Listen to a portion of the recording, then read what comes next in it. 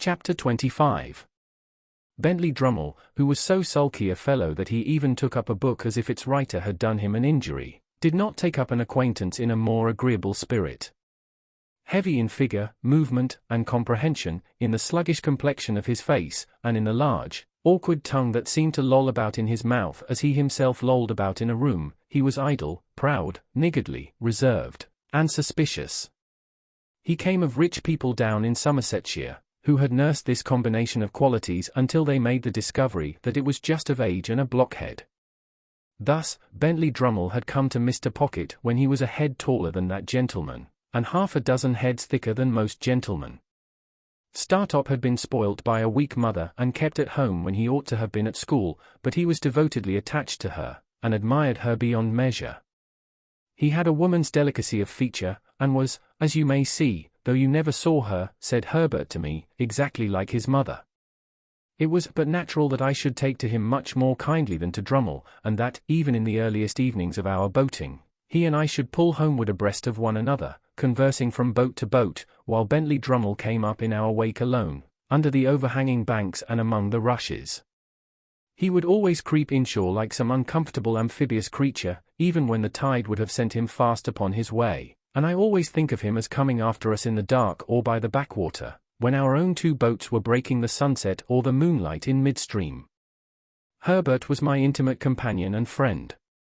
I presented him with a half-share in my boat, which was the occasion of his often coming down to Hammersmith, and my possession of a half-share in his chambers often took me up to London. We used to walk between the two places at all hours. I have an affection for the road yet, though it is not so pleasant a road as it was then, formed in the impressibility of untried youth and hope. When I had been in Mr. Pocket's family a month or two, Mr. and Mrs. Camilla turned up. Camilla was Mr. Pocket's sister. Georgiana, whom I had seen at Miss Havisham's on the same occasion, also turned up. She was a cousin, an indigestive single woman, who called her rigidity religion, and her liver love. These people hated me with the hatred of cupidity and disappointment. As a matter of course, they fawned upon me in my prosperity with the basest meanness. Towards Mr. Pocket, as a grown-up infant with no notion of his own interests, they showed the complacent forbearance I had heard them express Mrs. Pocket they held in contempt, but they allowed the poor soul to have been heavily disappointed in life, because that shed a feeble reflected light upon themselves. These were the surroundings among which I settled down, and applied myself to my education.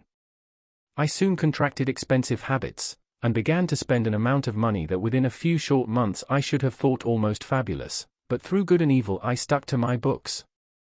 There was no other merit in this, than my having sense enough to feel my deficiencies. Between Mr. Pocket and Herbert I got on fast, and, with one or the other always at my elbow to give me the start I wanted, and clear obstructions out of my road, I must have been as great a dolt as Drummle if I had done less. I had not seen Mr. Wemmick for some weeks, when I thought I would write him a note and propose to go home with him on a certain evening. He replied that it would give him much pleasure, and that he would expect me at the office at 6 o'clock. Thither I went, and there I found him, putting the key of his safe down his back as the clock struck. "Did you think of walking down to Walworth?" said he.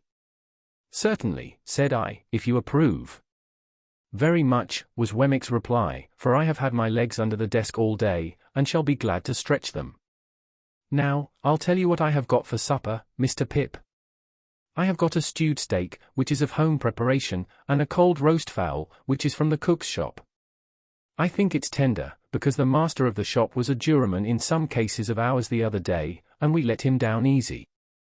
I reminded him of it when I bought the fowl, and I said, 'Pick us out a good one, old Briton, because if we had chosen to keep you in the box another day or two, we could easily have done it.' He said to that, 'Let me make you a present of the best fowl in the shop.' I let him, of course. As far as it goes, it's property and portable. You don't object to an aged parent, I hope?" I really thought he was still speaking of the fowl, until he added, "Because I have got an aged parent at my place." I then said what politeness required. "So, you haven't dined with Mr. Jaggers yet?" he pursued, as we walked along. "Not yet. He told me so this afternoon when he heard you were coming. I expect you'll have an invitation tomorrow. He's going to ask your pals, too." 3 of them, ain't there? Although I was not in the habit of counting Drummle as one of my intimate associates, I answered, yes. Well, he's going to ask the whole gang. I hardly felt complimented by the word, and whatever he gives you, he'll give you good. Don't look forward to variety, but you'll have excellence.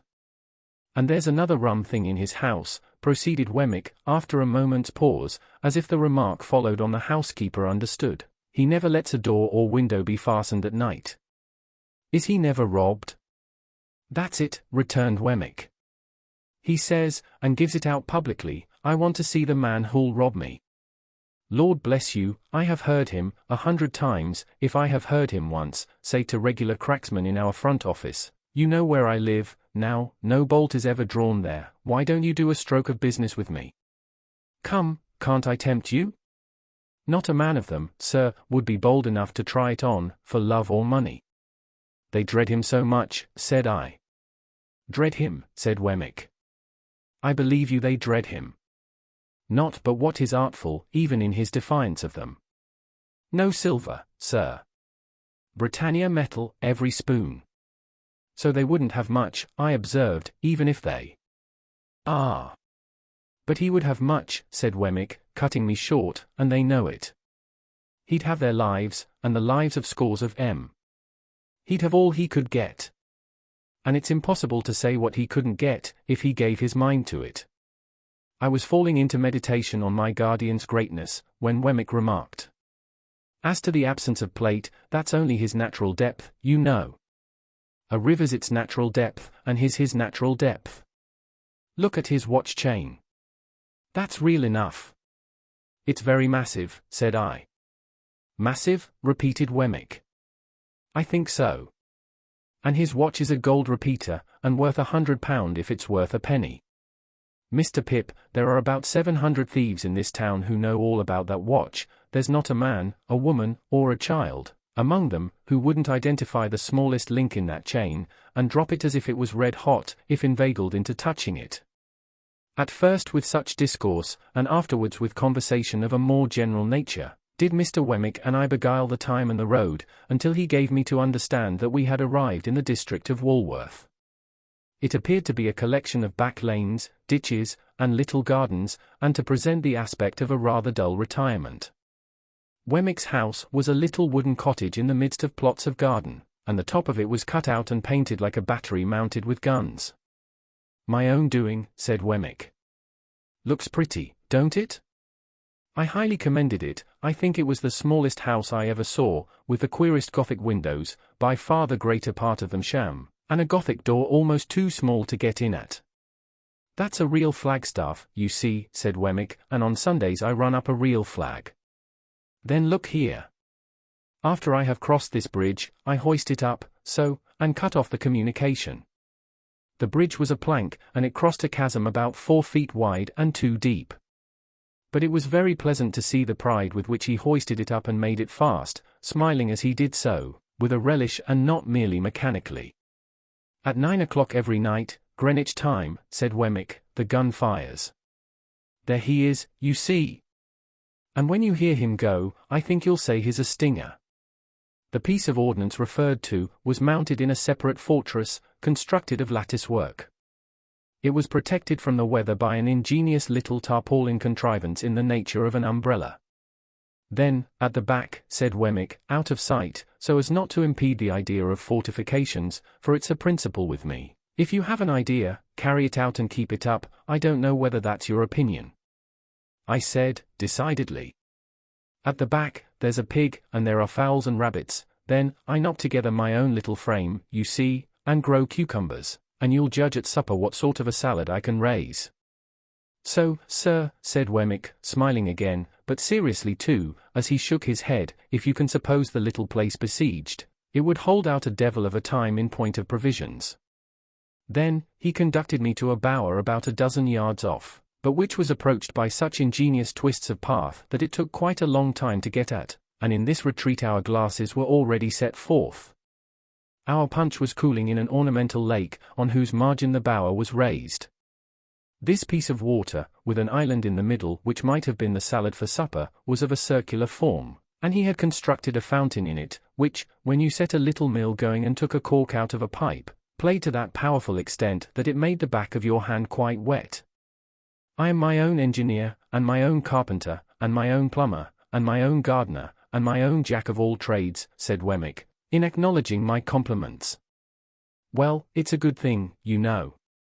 It brushes the Newgate cobwebs away, and pleases the aged. You wouldn't mind being at once introduced to the aged, would you? It wouldn't put you out. I expressed the readiness I felt, and we went into the castle. There we found, sitting by a fire, a very old man in a flannel coat, clean, cheerful, comfortable, and well cared for, but intensely deaf. Well-aged parent, said Wemmick, shaking hands with him in a cordial and jocose way, how am you? All right, John, all right, replied the old man. Here's Mr. Pip, aged parent, said Wemmick, and I wish you could hear his name. Nod away at him, Mr. Pip, that's what he likes. Nod away at him, if you please, like winking. This is a fine place of my son's, sir, cried the old man, while I nodded as hard as I possibly could.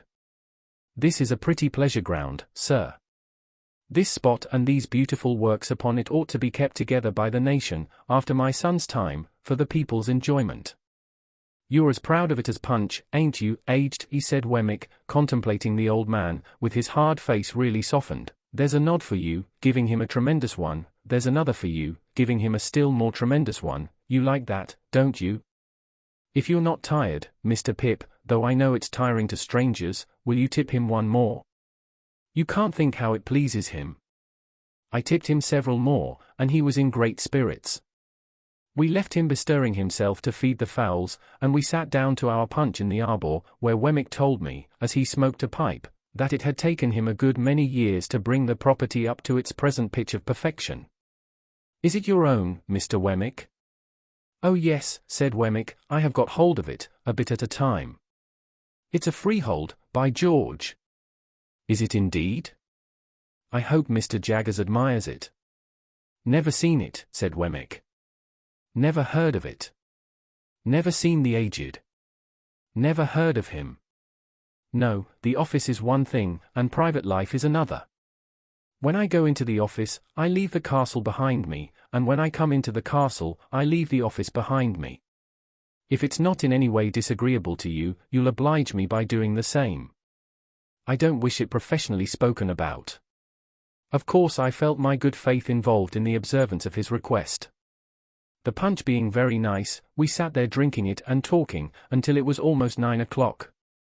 Getting near gunfire, said Wemmick then, as he laid down his pipe, it's the aged's treat. Proceeding into the castle again, we found the aged heating the poker, with expectant eyes, as a preliminary to the performance of this great nightly ceremony.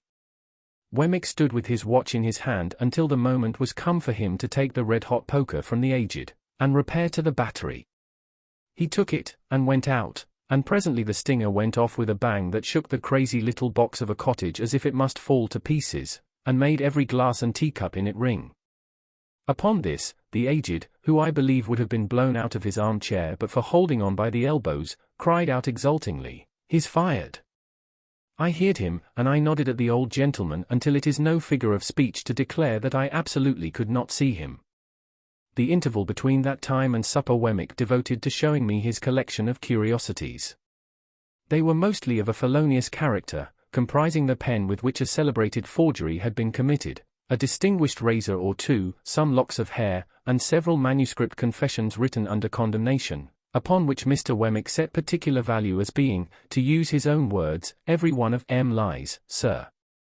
These were agreeably dispersed among small specimens of china and glass, various neat trifles made by the proprietor of the museum, and some tobacco stoppers carved by the aged.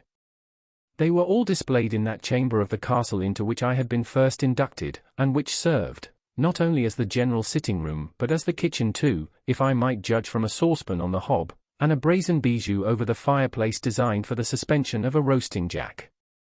There was a neat little girl in attendance, who looked after the aged in the day.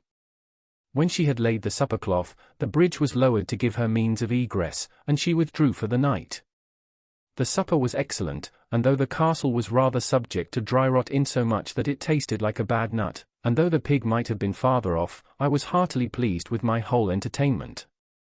Nor was there any drawback on my little turret bedroom, beyond there being such a very thin ceiling between me and the flagstaff, that when I lay down on my back in bed, it seemed as if I had to balance that pole on my forehead all night. Wemmick was up early in the morning, and I am afraid I heard him cleaning my boots. After that, he fell to gardening, and I saw him from my Gothic window pretending to employ the aged, and nodding at him in a most devoted manner. Our breakfast was as good as the supper, and at 8:30 precisely we started for Little Britain. By degrees, Wemmick got drier and harder as we went along, and his mouth tightened into a post office again. At last, when we got to his place of business and he pulled out his key from his coat collar, he looked as unconscious of his Walworth property as if the castle and the drawbridge and the arbour and the lake and the fountain and the aged had all been blown into space together by the last discharge of the stinger.